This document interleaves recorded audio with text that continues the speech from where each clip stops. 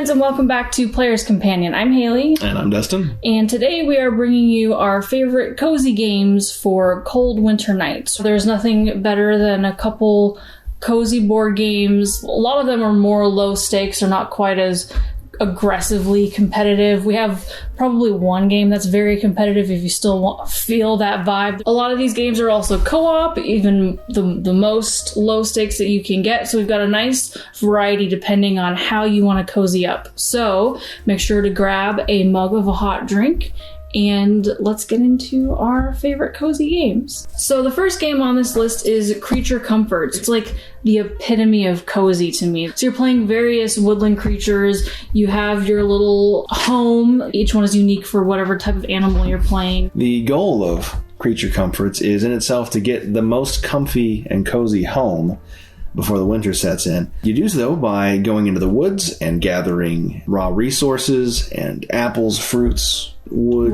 wool, all kinds of things, and using those both to build and purchase new cozy items like blankets and furniture and a fireplace and things like that for your home, and also trading them with other visiting animals who come through the town every season and offer new goods. This game just feels so cozy because most of the things that you're crafting are very like wintry things. There's like a toboggan, there's earmuffs, stews and soups, like all the food is very wintry. The game has a built-in timer, which really makes you feel like you're going into the winter season, as that is the idea. So you'll start in the spring and the summer and then move through fall as you rush to get all the last components you need to build whatever you want before they stop growing. And as each season changes, the things you can get from the wilderness will change as some things go out of season and the cold months set in. Next up on our list is Lanterns, the Harvest Festival. Lanterns is a tile placement game where the idea is that each player is trying to create the best portion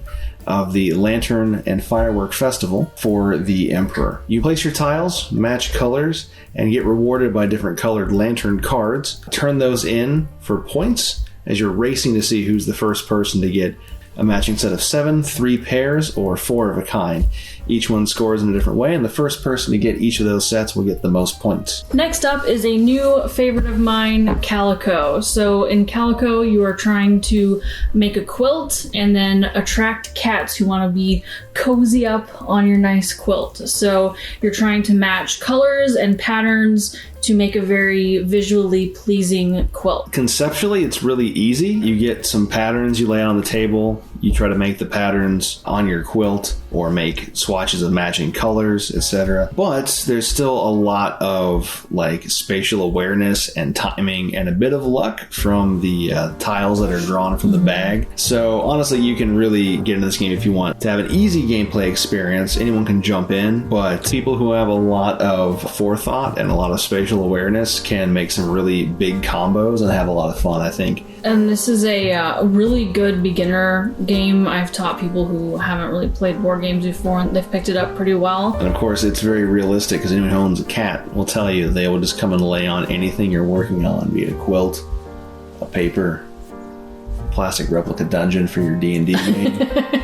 Anything. Next up on the list, this little guy is Kodama Duo. There are multiple versions of this game, and the two-player one is perfect for us, but they both have similar mechanics. In Kodama, you play as caretakers who are growing trees, and you score points by making the biggest, best trees, which of course attract the Kodama tree spirits. And you also score points for having little things on your trees like stars and worms and mushrooms that grow on them. But the main thing that makes the game kind of work is that you are building a tree. You start with a base, a trunk, and then every round each player will get a couple of cards, 1 or 2 depending on which card pool is chosen. There's kind of an uneven drafting system in this, and you'll place them on the tree and actually just overlay the art, and the trees will grow into large kind of funky shapes through the course of the game as you build a little two-dimensional tree rendering. It's a really nice light little game. There's not a lot of crazy rules for how to build your tree. You can kind of make it look however you want. Yeah, it would also be a good starter game. Yeah, it really is.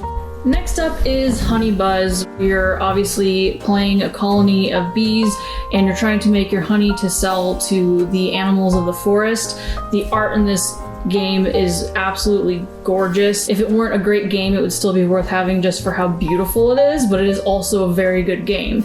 So each character is making their own honeycomb, which produces honey, obviously, and then you're also selling it. So there's also a market component, and as each person sells off their different types of honey, the value goes down. So this one's a little bit more competitive because you're trying to sell your honey for a higher cost than your competitors. There's an engine building component to it. There's a lot of different things you're doing. So it's a great game for longevity. Like, it doesn't get tiring because there's so many different things that you're doing. Like, you can play it over and over again and have a great time every time. And you're kind of playing like 3 games at once, though, so it has some more advanced kind of things going on in it, because you have up top a worker placement of sorts as you're trying to put all your different drone bees into areas to get pieces for your honeycomb, your hive. And then you have to assemble those together, as Haley was saying, building an engine, because the shape of your honeycomb will determine what kind of actions you're able to take when you're getting your honey. And then once you have made a full honeycomb, you can put the honey in it and take that type. But you have to watch, because there's like a honey stock market, and as the market gets too full, that's going up and down as well. And you have to fill orders and sell different types to different animals. So you've got a real cute bee farming meets extreme capitalism kind of mixture. There's a lot going on in this game. It's very neat.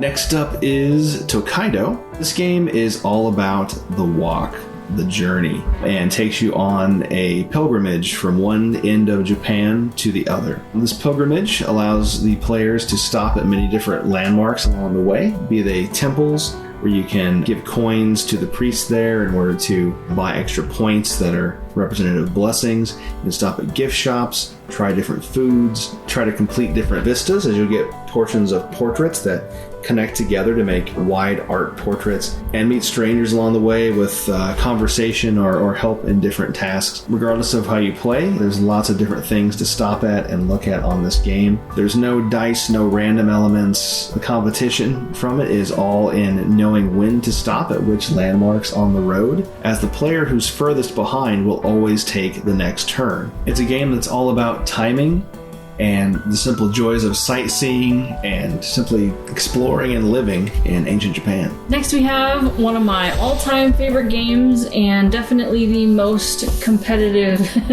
game on this list, Viticulture. So in this game, you own your own vineyard and you're trying to make the best wine. So you go through each season and you can do different things. It's a worker placement game, so you have only a certain amount of workers that you can put, so you have to be very strategic of what you do in each season. Some seasons you might have to completely skip because you want to do a bunch of things in a later season, and there's a little bit of fighting over like where your workers go because the spaces are finite, so someone might take something that you wanted. You like grapes?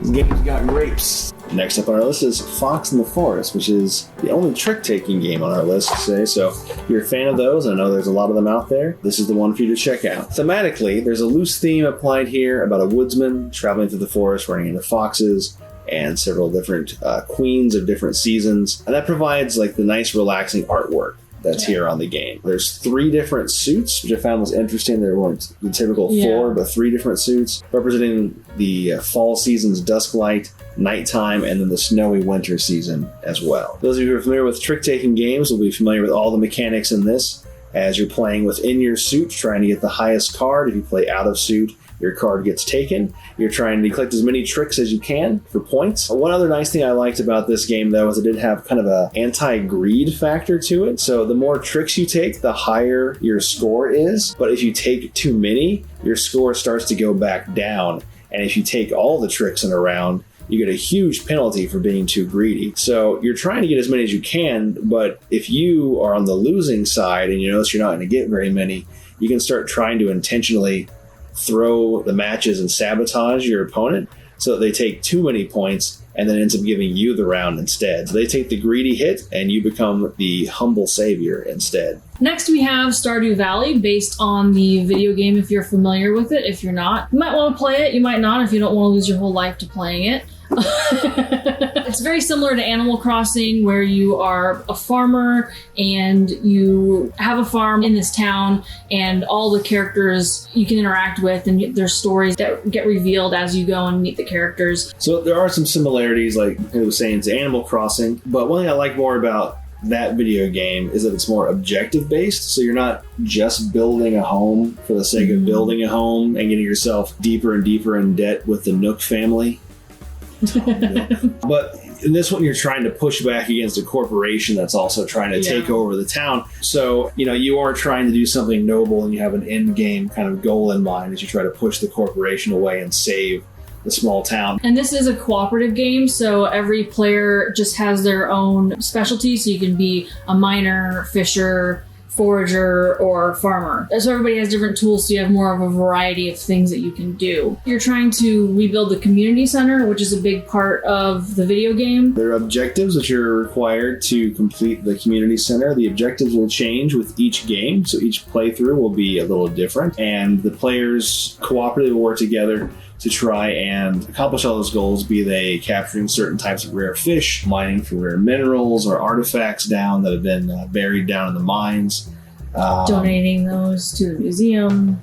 Yeah, so all kinds of different kind of farm and home-based things to do, as well as the social aspect of the game is still kind of put in here as you still try to make new friends and possibly go on dates and things. And those new friend cards you pick up will give you gifts or new abilities throughout the game as well. You definitely don't have to be a fan of the video game to play this, but if you are a fan, it's really interesting to kind of see how they translated the game to this. Like the way that you go through the mines, I think, is really interesting and fun, and the way that you forage is really neat. So it's a really interesting translation to board game, and I think it really works.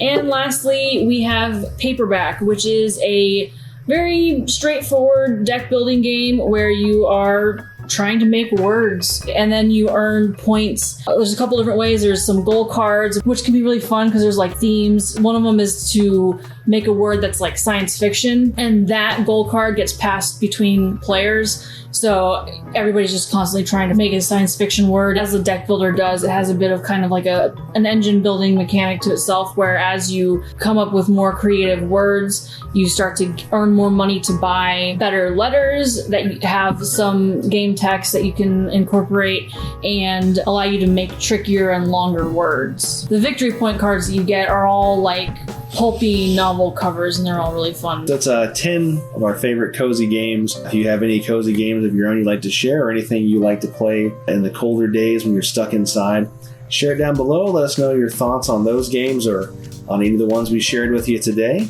Yes, please let us know, because I'm realizing that most of my favorite games are cozy games, so the more the better. Until next time, keep warm out there and keep gaming.